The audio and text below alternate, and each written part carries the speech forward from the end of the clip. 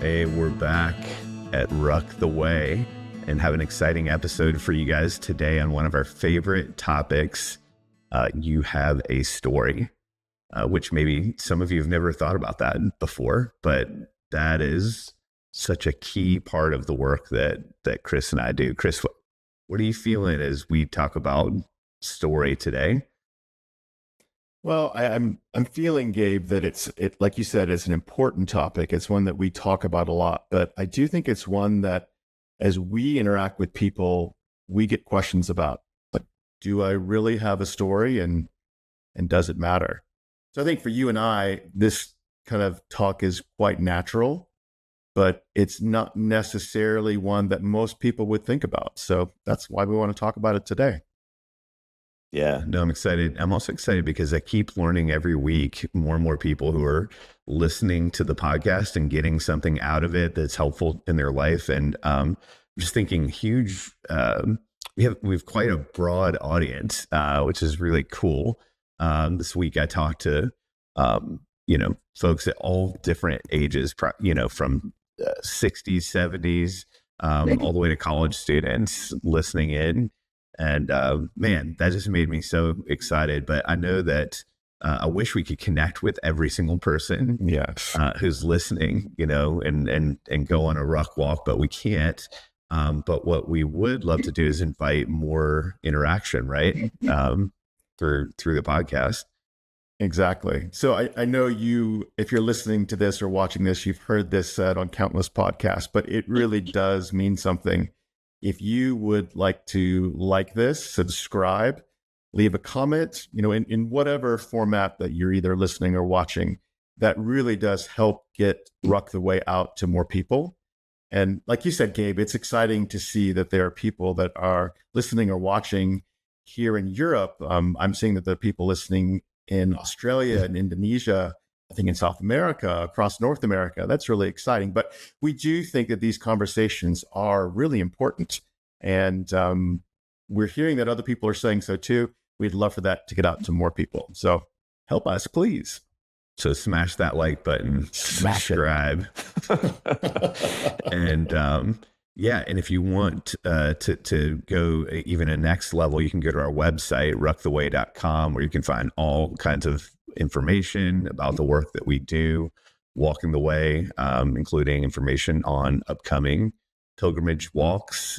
We have a couple coming up in May and June.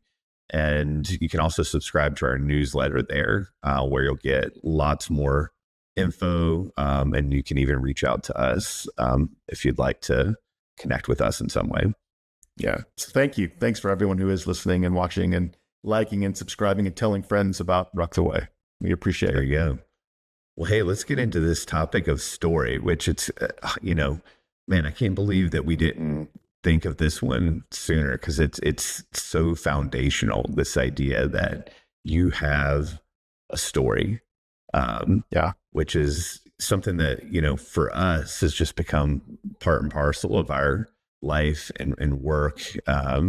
And even in coaching, both of us being professional coaches is a big piece of what we work, with pastors and business leaders and just all kinds of different people. But I think there's a question that always emerges, which is, do I have a story? Yeah. Is that a question you hear a lot, Chris? I do. And I think when people say that, they have a very particular idea of what a story is. And they tend to think of it as a story means that I have some big trauma that's happened in my life, or something that exploded in my past, that I'm still picking the pieces up from in some way, shape, or form. So I think that's kind of when people think of story.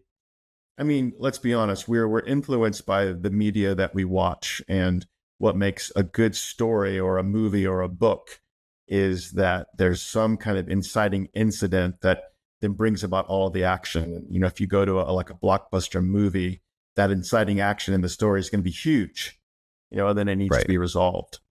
So I just think naturally we're conditioned to think, well, a story means something big. Mm-hmm. Yeah. Would you agree with that, Gabe? No, absolutely. Yeah. If you ask most people, yeah, just like, hey, tell me your story, and thing like they're like, well, I don't have much to tell, like what am I going to tell? Like it's boring. It's not, I haven't led some kind of amazing life or, done anything that I think is very significant. Um, and I think like underneath that question is really another question is like, does my story really matter? Yes. Yeah. I'm just reminded of growing up in the church world, and when you would have someone get up on stage and give their testimony, that's the good Christianese word for a story. The testimonies that were the ones that were invited to be shared were generally the ones that were bad. I mean, it was the person who got into drugs and then had an amazing conversion experience and their life is completely different. Those are the stories that were highlighted where I think we compare ourselves against that, and we can find ourselves coming up and saying, well, I just don't know that I have much of a story. Yeah, no, man, so much good stuff. And what you're saying, I think for those listening who did grow up in the church, can identify with that of like, yeah, we're looking for, and even if you didn't grow up in the church, actually, just I think American culture, we in Western culture, we love this idea of the comeback story of like, that's the stories that are on the headlines that like, oh man, here's somebody that was down and out and then somehow found their way back, and those are great stories, but those aren't the only stories. And I think the second piece in what you're saying is that when we start comparing ourselves to other people, like then we begin to feel like, well, I don't compare to this other person, what if I really lived? And so then it's not, we think like, well, it's not worthy of telling or something. Mm-hmm. Well, and we tend to downplay our own story and dismiss it, or be contemptuous about our own story, that it's small and insignificant and that it has no impact on me. Man, if this is pretty common of people just saying, hey, I don't think I really have a story, or I don't think my story really matters, or compared to, this other person who really had this amazing comeback or did this amazing thing that people would want to watch a movie about or read a book about. I haven't really done any of that. But why is it so important to realize that you have a story? Like, what do you lose when you think that you don't have a story? I think as human beings, we have to understand ourselves in the context of story. I just think that we've been created that way. So we remember the past, we live in the present, and we look forward to the future. So as creatures that are like bound in time, we can't help but kind of exist in a place of story. Like we came from somewhere to get where we are right now. And where we are right now is the kind of the launching point for where we're going. So if you look at it like that, on like a timeline, it's story. I mean, you got up yesterday and did whatever that you did, went to bed, got up this morning, and even in that, there's a story there. And you may think, oh, well, that's not a very interesting story, but you can't avoid the fact that you actually, as a human being, had to do those things to get where you are. So in that way, I think for all of us, each day is like a story of its own. But yeah, it's that point though that you're making, Gabe, is that we kind of downplay and we diminish it because we think that our stories aren't impactful. But you and I say at Ruck the Way, kind of one of our ideas that's helped to kind of form what we do is that all of us carry this kind of metaphorical rucksack. Mm-hmm. And the weight that's in that rucksack that we carry comes from the things that we've experienced. Right. And the things that we experience affect how we're walking right now.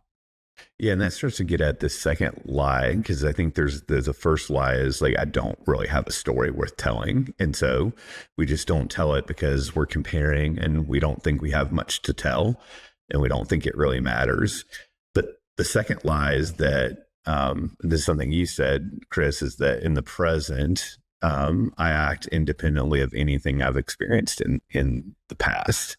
And really that's a lie. But like, why is that such a terrible lie? This idea that um I wake up each day sort of as an odd disconnected autonomous entity that can kind of just choose independently of anything that's happened to me. And we do have that sense, I think, sometimes. But yeah, why is that not true? Yeah. Well, I was just thinking about that. I think that's particularly true for people in the West, wouldn't you say?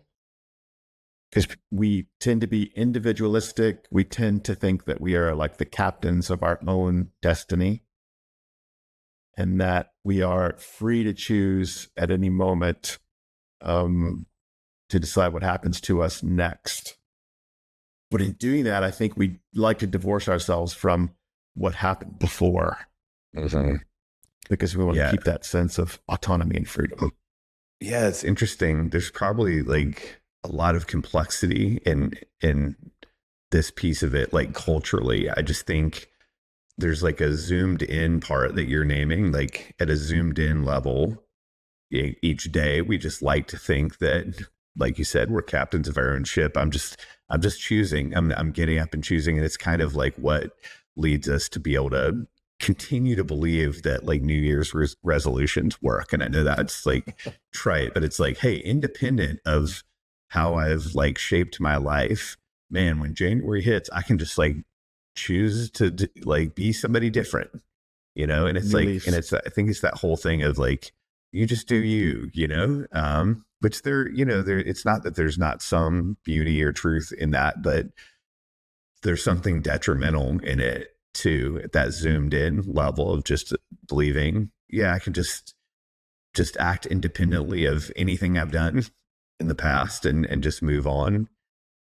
But then there's this second level of like, if we zoom out, like, I also think we are just such a forgetful people. I remember that's something our friend Rodney used to say, is that, man, we're such a forgetful people. He would say like, that is like a big part of the story of the scriptures. It's like, if you read this, it's like, just remember. But at this zoomed out level, like we forget the larger narratives that are shaping the world around us that we enter into. And I think too that we here, the 21st century in the West, tend to be very divorced from our families in a lot of ways. That cultures in the past grew up in the context of larger families that would tell the family story. So you would get passed down this sense of belonging to something greater than yourself. So you knew where you came from. You knew where your ancestors came from. You knew their stories. And then you saw your story echoed in theirs or theirs echoed in yours. So you kind of found yourself in this matrix of story more naturally, I think. I even remember like growing up in the South and hearing my grandparents tell their stories. And as a young kid, I felt so comforted by that because it kind of helped to place me in my own understanding of myself in the context of something greater. And I think as the world gets busier, at one of our last podcasts, we just talked about how distracted we are by technology and how it isolates us. And I think it puts us in that place where we are kind of divorced from everything that came before. And we're just kind of living in this constant state of now where we're being bombarded by images and things to do in our work. And it's hard to take the time to actually go, okay, how do I fit into the bigger picture of my own life, much less the life of the people around me? Yeah, man. No, I think that's such an important point. I hadn't thought about it this way before, but this is something for me in the season of life, like, as I've thought about, am I living a good story right now? Sort of, there's this math equation of like, if I'm, which I hate math. So I need to come up with a better like framework because I don't want to do math ever. This idea that I'm creating more than I'm consuming. and that's a good day. Like it's a good day if I'm creating more than I'm consuming. And I just think about what you just said, and that like the world right now is just like really inviting us individually, but I think even more significantly, like as family units, to consume story. Like if we think about entertainment, if we think about social media, it's really an invitation, sort of a siren song of consume, come and consume story. Whether that's a reel or a series that we're gonna binge. And like this isn't casting stones, because like binge watching Beast Games right now, with our family. But it's like, it's not that those things are all bad, but it's like, but the opposite of that, and I've never thought about this until you said that, is like that, but God's inviting us to create story. Like that, this idea, somebody once said that, every morning when we wake up to a world that's already underway, like a story that's already underway, and we're jumping into the river of God's story that's already being created. Like, because the world didn't stop spinning while we were sleeping. Right. But the invitation is jump in and create. Like, and we create through our choices and the way that we choose to show up and relate and love. And like, that's life. Right. But I think there is this thing in modern culture of, man, just consume. And it's like, you can't do both at the same time. Yeah. Like you can't be both focused on consuming the stories of other people and really creating your own story. And I think that gets back to what you're saying of like, man, it used to be, you'd sit around and hear the older people talk and listen to the stories and tell your own stories of like what happened today. And I think that's something that maybe we have to reclaim. Yes, I totally agree, Gabe. And as you're saying that, I'm just thinking, when we consume story, what we're doing is we're outsourcing our understanding of story, so that story exists somehow outside of us. So then when we come to ask the question, do I have a story?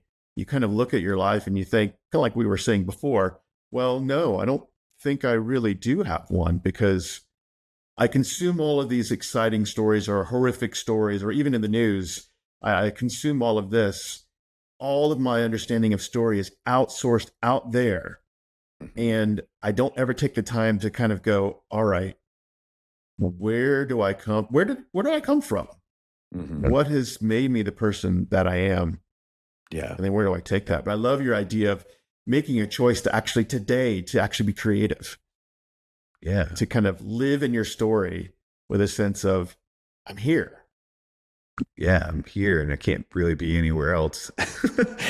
But I carry in it, you alluded to the rucksack metaphor, which we both love, of course, this idea that we're all carrying the metaphorical rucksack of all of our previous experience. And like wherever we go in the present, we're bringing that experience from the past with us. And that is our story. And it's like, it'd be like going, on a ruck walk in Scotland and like having no idea what's in your rucksack. And then saying like, does it even matter what's in my rucksack? And going, I think if you're carrying 50 pounds on your back, it probably matters. Like you probably should know what's in there, because that's probably affecting the way you're walking now. And it's not just the things that have happened to you. This is something we, in thinking about this episode, like we didn't talk about this, but I'm thinking about a book I'm reading in the evenings. So I had this experience recently where it was Memphis. And I was in Memphis, and I was, there for business, and I had some time to kill. And so I went to this barbecue place, because if you're in Memphis, like that's what you should do, right? Like you should go get some world-class barbecue. And I did, and it was amazing. Had all the things, and I'm walking out of this barbecue joint, and I walk out and I see, and it's not like a great part of town. Like it's just, kind of industrial. And I walk out and I see a sign across the street, and it's the Lorraine Motel. and it's like, it looks like 1960s font, and I'm like, that's weird. Like, what is that? And something about that name, like, was familiar to me, but I couldn't place it. So I walked over, and as I rounded the corner in big lettering on the side of the building, it was the National Civil Rights Museum. And of course, the Lorraine Motel is where, Dr. Martin Luther King Jr. was assassinated. Yes. Yeah. And so I had one of these unusual days where I had like 4 or 5 hours, just nothing to do. And so I went through the museum, and it was one of the more powerful experiences of my life. I would tell you, like, I know that sounds hyperbolic, but it really was. And I think the reason is story, because I went and, I'm a son of the South, right? Like, born and raised in Charlotte, North Carolina, and generations, of my family come from North Carolina, going back hundreds of years. I walked into this museum, and it walks you through, like, if you spend time in it, you go all the way through not just the journey of Dr. King, but the journey of African people in the United States from the beginning. And of course, it's a heart-wrenching and beautiful story all at once. And so many of the places that, like, were highlighted are places that are well known to me, Charlotte, Greensboro, Greenville, Rock Hill, like places that were significant in the civil rights story. So anyway, back to my book. So at the end of it, there's a bookstore. And Matt was so moved. I mean, moved to tears, walking through this. And part of it was realizing I do not know this part of the larger story. I don't, this part of the story is not something I understand. And yet I have this new awareness, or this awakening awareness, that this larger story that I've been completely unaware of has shaped the culture of the, the water I've been swimming in, or at least that I grew up in. And so I bought the collected works of Dr. King. Like, somebody put together all of his collected speeches and writings, and he wrote a lot of articles and things like that. And so I've been reading it at night, and it's really awakened me to this part of the larger story that I just didn't know. It made me super curious and compassionate, for others. So anyway, I hadn't planned on sharing that, but, like, as we're talking, I'm realizing, like, I mean, just as a way of example, like, this is an example of this major dynamic in our larger culture that's clearly shaped, just the idea that, people of color, when our parents were right, not that long ago, young adults, that people of color could not share the same bathroom facilities or eat in the same places as white Americans. And, like, that's not a long time ago. Not at and all. Yet we have this idea that, like, oh, that's in the distant, like, we're over that. You hear that. And I think I would unfortunately say, like, I've been guilty of thinking that, like, oh yeah, that's somewhere way back in the past. It's like, no, like, that is, like, so recent. We're definitely not over that. And that's definitely still shaping the way that people are thinking, and the way that I've thought about culture and people, and the, racial relations and these things. So I offer that as an example of a blind spot, and how it's exploring our story, but it's also being curious about, like, these larger narratives that are shaping our smaller story. Man, that's so good, Gabe. I mean, because that's such a huge thing about understanding the larger story. So I'm curious, because you're living your day, you're eating the best barbecue, you can find in Memphis, and you kind of stumble into the larger story. You weren't expecting it. What was that like for you as you make the decision to go into the museum and then you began to see resonance with your growing up, your understanding of like American culture, where we sit in 2026 and the issues that are still there? What's it like? What was that like for you when your smaller story as you were living it collided with this larger story? Yeah, well, first it started as curiosity, like, because I just was like walking in, and then, as I mentioned, it guides you, like the way and if you haven't been to the National Civil Rights Museum, like, you should go. I just think it's a place that, like, if you're able to get down to Memphis, like, it's worth a pilgrimage to go, because it's such an important part of our narrative. And just think, like, if more people did that, and actually thought of, like, man, I actually had the awareness to think, like, I'm on pilgrimage today. Like, this is an unexpected pilgrimage. And so first I was just curious, because I'm just learning things that I didn't know. Like, I thought I knew this story, and I just didn't.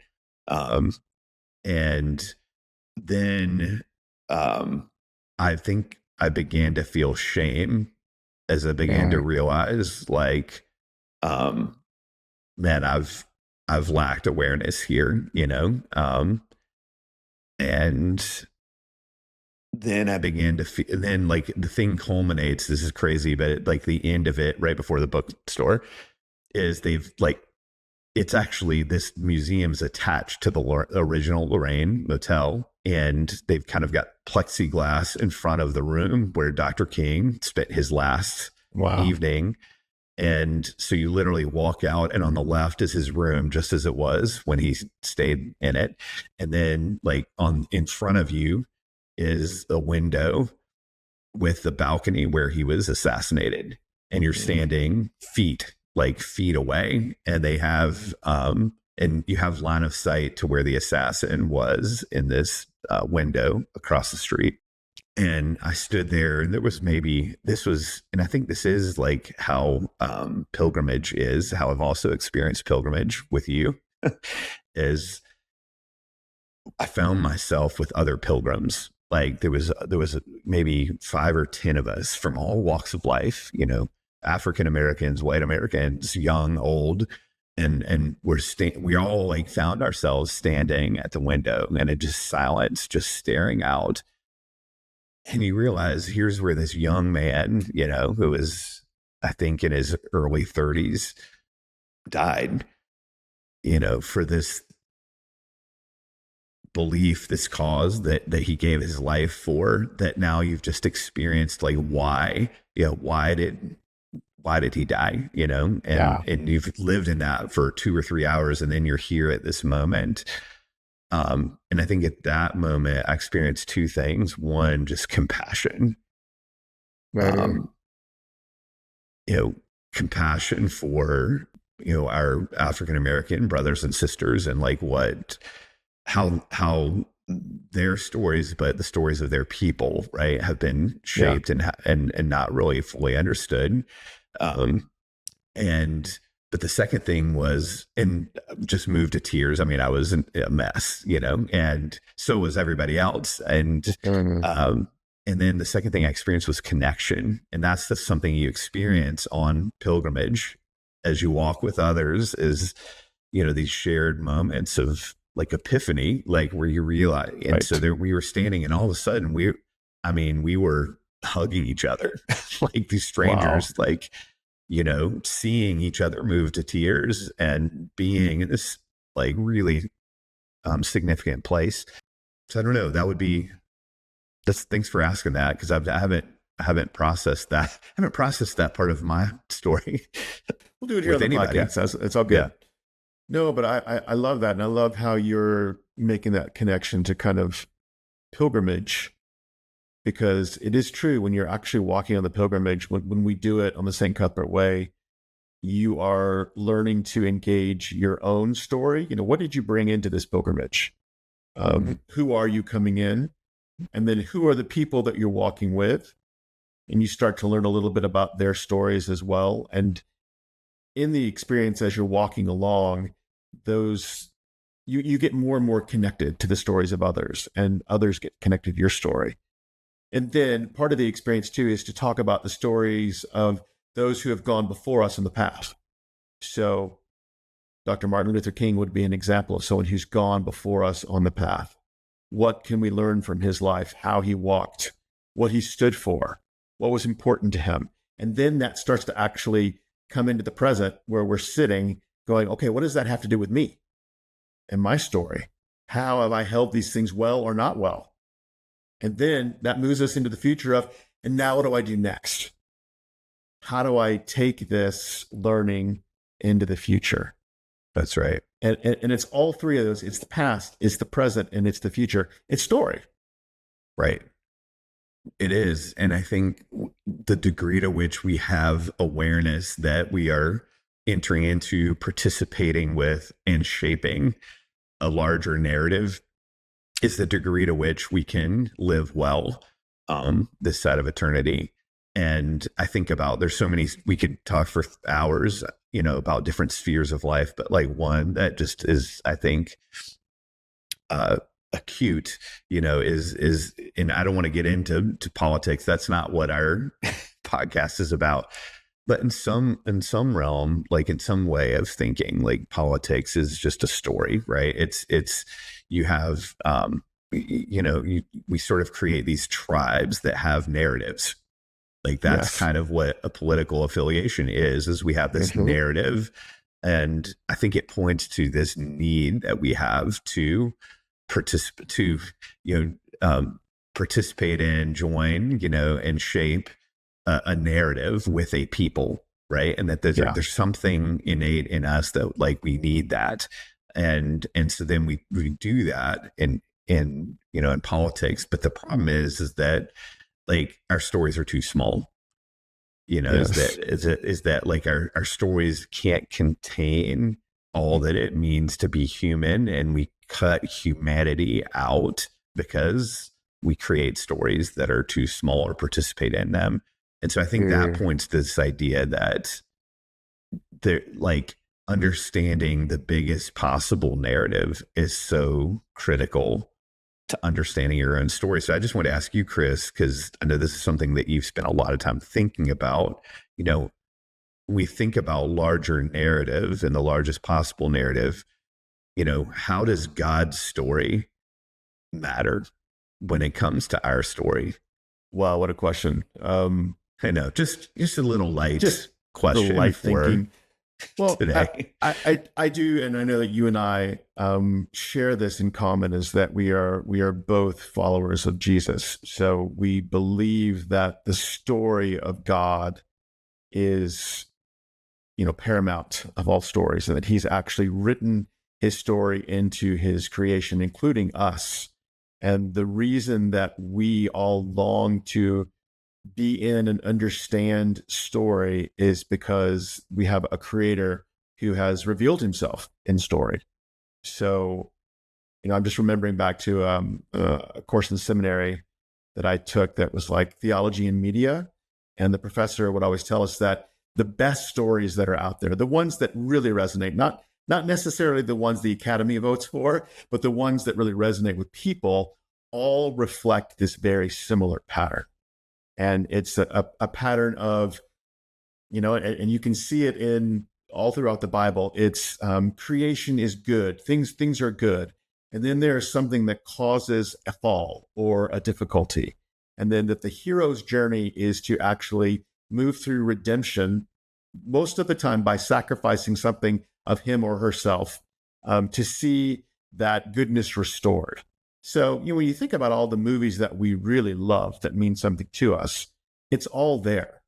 And then you look at the Bible and you say, oh, well, that's the story that is told from beginning to end here, is that same thing that we see echoed that almost seems to be written in our own hearts.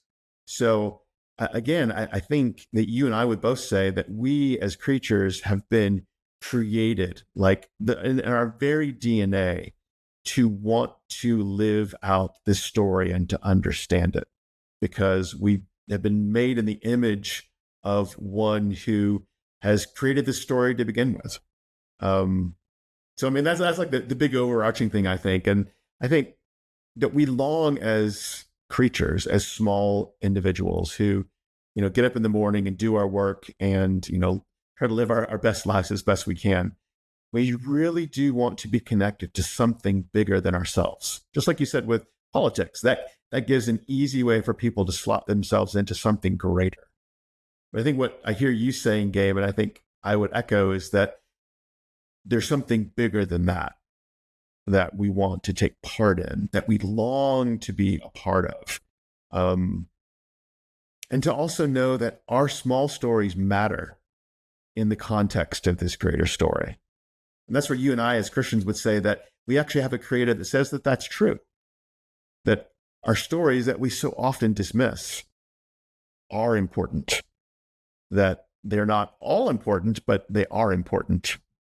Yeah, no, that I love the way you put that. That I'm just seeing an image in my mind of like, two things. Like on the one hand, we have a smaller story that's nested in and given context by larger narratives, and that we have a longing to place our smaller story within the broader context of some bigger narrative. And that and so the question is like, what is that narrative? Like, and can it hold our smaller story in a benevolent and generous way or not, and so that we seek that in culture, we seek that politically, we seek that in all kinds of different ways. But ultimately, like, that's the invitation of God, is that, it's not about religion. It's about actually understanding your story in the bigger context of like the ultimate, truest story of the world, which we believe is, like you said, a creator God who is a redeemer, who's running after us, who's pursuing us, who's calling us back home, who's creating place for us, who's ultimately, taking charge of the world and making everything new in it. And that, and if that's the true story, then wow, like what a context. But if the story, if our only big story is we just have to fight and we just have to be against everybody and we just have to then that shapes our story too. So I think it's like to what story and to what degree do you believe the larger story is really an ultimate question, I think, that people need to ask. And it affects how you interact with everything in life. It is part of the weights that you carry in your rucksack that shapes how you walk. Yeah. And where you're going. I'm curious, Chris, so like we're talking about such good stuff, that like we have a story, everybody's got a story worth telling because your story is what shapes you. It's who you are. But I think like I've met so many people that, I don't think they know how to tell their story. Like that's a scary thing. I know it was for me. I'll never forget, the first time somebody asked me to tell my story, and then my immediate thought was what we named at the beginning of the show, which was like, I don't really have a significant story, like I don't know what that means. I grew up in a really good home, a great childhood. Yeah. And in some ways I really did. Right. Like, it's not that that's untrue. It's just that it's incomplete. So as you've dealt with people, because I know this is what you do for a living, walk with people, invite people to tell their stories. Like, what resistance have you found when you've asked that question? Hey, tell me your story. Great question. I would say that the immediate resistance is the one that I kind of alluded to just a few seconds ago. It's for people to downplay anything negative that may have happened in their lives. And we're not saying that to have a story, you have to have something negative happen. I think that what we tend to do is that we do downplay, and it's very easy for us to kind of brush away a lot of the past, partly because it is so painful for us to begin digging around there. For those of us who are adults, we probably have spent a lot of our adult life maybe trying to forget some of those things, to become someone different than who we were at, say, 8 years old or 13 years old. And you and I have kind of dealt with a little bit some of those threads in our own story for what's shaped us for the men that we are now. But I think that's one of the big objections is that, hey, everything was good. Everything was great. And how I generally respond and how someone has very kindly and graciously responded to me when I said those kind of things was, oh, so you're saying you grew up in Eden and that you had parents who were sinless. Okay. Then I'm like, oh, no, that's not true. That's not what I'm saying. Yeah. That's not what I'm saying. Like, oh, really? Well, if you didn't grow up in Eden, so there must have been places where maybe you weren't seen or you weren't heard, you weren't understood. And I would say for me, I was able then to go, well, yeah, that's probably true. So I think a lot of people define difficulty in their past as these big T traumas, the big T. It's, the things like a parent dying or abuse or, any of the things that we can name that are spectacularly bad. Mm-hmm. But I think we all have experienced, because we don't live in a perfect world, the little T traumas, the places where over time, those kind of things build up and they do affect us.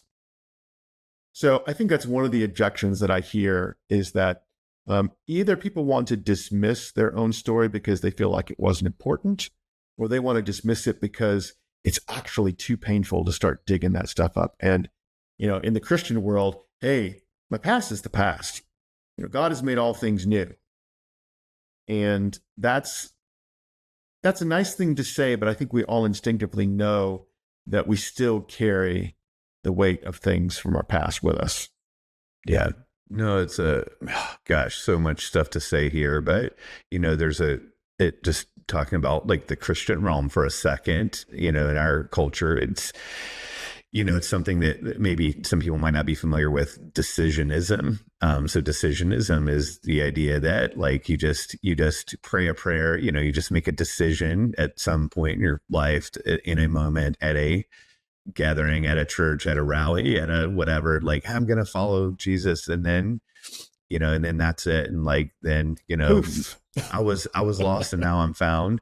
And then, and it does take me to something that also I think is problematic, is that we like simple stories.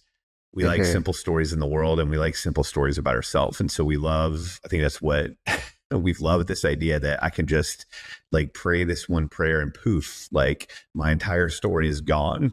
And now I'm living a new life, and now I have a new story. And of course, like that's just not the way it works. And so then what you have churches filled with people who've never processed their story, who actually still are carrying a lot of shame.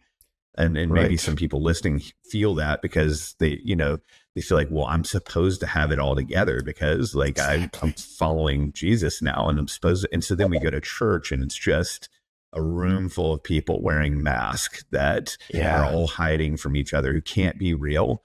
And the tragedy of that is that like we're all hiding and can't be real. And so we can't be known, and we can't actually then love each other. We can't actually be healed of what you're talking about, which is, hey, like all of us have had, beautiful, glorious things happen to us in our life, and terrible, painful things that have happened to us in our life. But like, where is the place where we can have permission to unpack all of that? That's the question. Oh, and like, how do we do that? I'm so glad you brought that up, because I do think that is the place where, in the Christian world, and we can really speak to that because that's been our experience, that decisionism that you were talking about, it creates exactly that. It creates an environment where people feel like there's some sort of bait and switch, that they've been baited by a story that says that once you come to make this decision, that everything is going to be new, you're going to feel new, all the things you struggle with are going to disappear. And when that doesn't happen, then we look around at everyone else and say, well, it must have happened to them, but it didn't happen to me. So I need to be quiet and just smile, because everyone else has apparently got this all together, but I don't. So your question is like, what do we do? And I think the important thing that we want to say about story is that we've got to learn to be able to tell our stories in the company of others. Yes. People that can be sympathetic and empathetic witnesses to our stories. Yes. Because with story, the thing is that when you tell your own story to yourself, there's so many blind spots. You used that term before, Gabe. You're blind to your own story. You grew up in it, so you just assume that it's normal. Right. Your family was the normal family, right? Right. Everybody else is crazy. Everyone else is crazy, but yours is normal one. But when you start actually telling your story, you begin to realize as other people are listening, they're able to point out things that you've missed.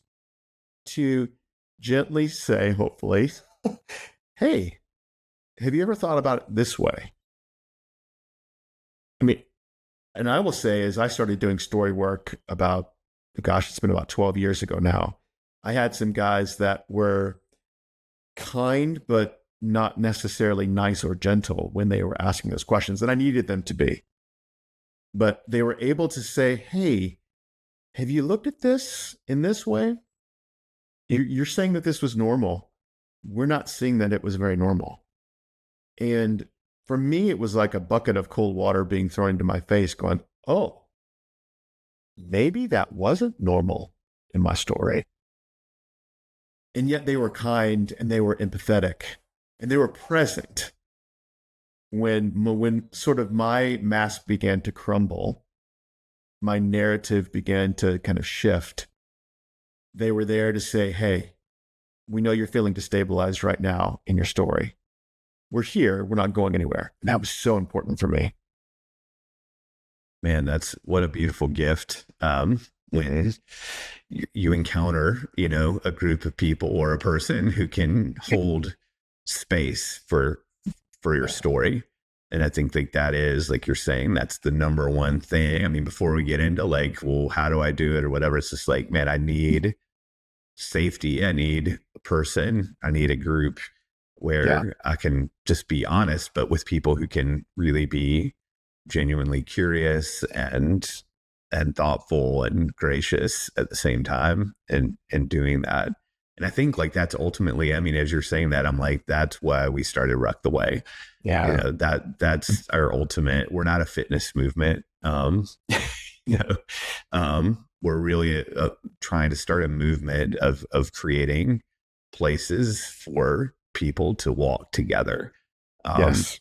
And seeing, yes, like you can do that on a 3 or a 5 day pilgrimage. And it's a beautiful place to start because there's just something special about that. But even more importantly, like we want to see, groups of people gathering to tell stories, to hold space for each other, to be curious and generous and all that. And the way you're describing that is so beautiful. Yeah, I just even feel when you're saying that, I feel that longing for people to be able to take that kind of risk and it is risky to go on one of these pilgrimages and to begin to unpack a bit of your story with others. Yes. Because it's the risk of, hey, this is another person that I'm sharing a piece of myself with. How will they hold it? Will they hold it with compassion and curiosity? Will they hold it with contempt? I think most of the time, most of the people that I have shared my story with have held it compassionately. The person who holds it with contempt is myself. And that's where I have to also take a risk. Wow. Yeah. Man. Well, I feel like we need to have a whole nother episode on, how not to be contemptuous of your own story. Yes, contempt. That can be a part two, but like as a way of sort of leaving folks with something that they can do. We've talked about this idea that you have a story that's so important to understand that, to unpack that. If you've never unpacked that, like I think the question that follows is like, how do I do that? Like, so if somebody's listening and they've maybe this is the first moment and they're realizing, oh wait, I do have a story. What do I do with that? And maybe I don't at this moment know of a group of people I could, trust to share that with. What are some ways that we can begin to unpack our story just as a first step? Yeah. Well, Gabe, you had a good thing, and I'd love you to say more about it. You've done with men before the box exercise. Maybe you can Mhm. explain what that is, because that's probably a good way that you know, ideally you want to do it in the context with others, but you Yes, could probably do it even on your own to begin with. Just even begin thinking about story. sure. So maybe you can tell our listeners what that exercise is.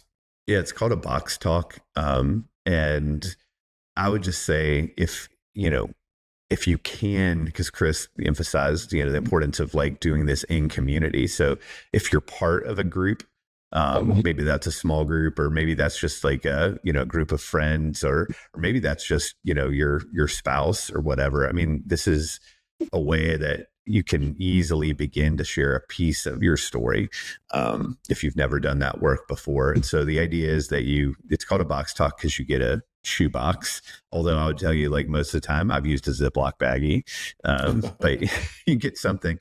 And what you do is you think about, if you think about your life as a movie that has scenes in it, you think about three important scenes that have shaped you that aren't obvious. Like don't think of the obvious thing of like, some job that everybody knows that you had, or some interest that everybody knows that you have.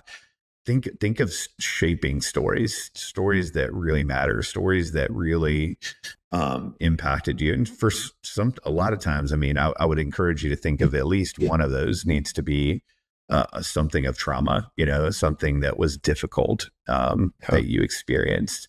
They don't all have to be that, but I think like at least, and what you do is you pick out one for each of the three scenes. So you're going to choose three scenes, shaping scenes from your life, and you're going to choose an object that represents, that moment. And I think when I shared my story on an earlier podcast, I shared the story of, my grandfather dying when I was 5 years old. And then, so when I do my box talk, my object for that scene in my movie is his pocket knife. That is like the only thing that I have that belonged to him. And so that's just a way of example. Like I pull the pocket knife out of the box, and, and then what you do is you use that object to tell that part of the story. And there's something about having a physical object that just makes it easier. I'm just going to tell the story of this knife. Like, what is this knife? And then I'm going to have two other objects and two other stories. And in the context of like a small group, it's an amazing, little exercise, and you can have everybody, share their box talk. And then it's amazing what comes out of that, of just stories that have never been told a lot of times. And that just seems like such a great, easy way to kind of step into this idea of story. Yeah. And just limit it to three. Limit it to three. Yeah. I think that's if somebody great. has done story work and they want to do a little more comprehensive dive, what would you recommend? Well, I think one of the most powerful exercises that I ever did when I was starting to really do some good story work was I was asked to go back in my family history and to begin to tell as much as I knew about, say, my great, great, great grandparents. And I was able to tell zero about those people. But Yeah. then you kind of move closer to yourself.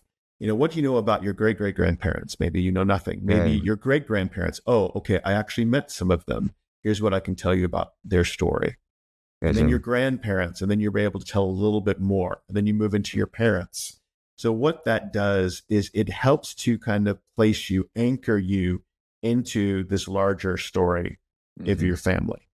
And when you start to do that, especially if you can do that with someone who has some training in story work, which I would highly recommend if you ever have the chance to do it, then they're able to kind of look at what you know about yourself in this greater story of your family, and able to say, and to point out, oh, okay, here's some patterns. Here's how you're living out of that particular family story.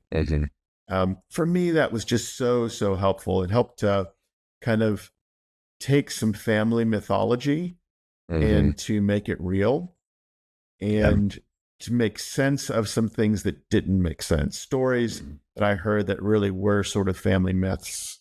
And you go, okay, maybe that's not as true as I thought it was. And Right. maybe my family has interacted with that story in this way that's kind of shaped who I am today. Yeah. So that's a little bit of a higher level kind of thing I to do love in that. story work. But for No, I me, love man, it was so helpful. the genealogy kind of exercise there. I think this is a really cool thing. Yeah, and I think there's some books too. We're both big readers. Dan Allender, we would say, is sort of the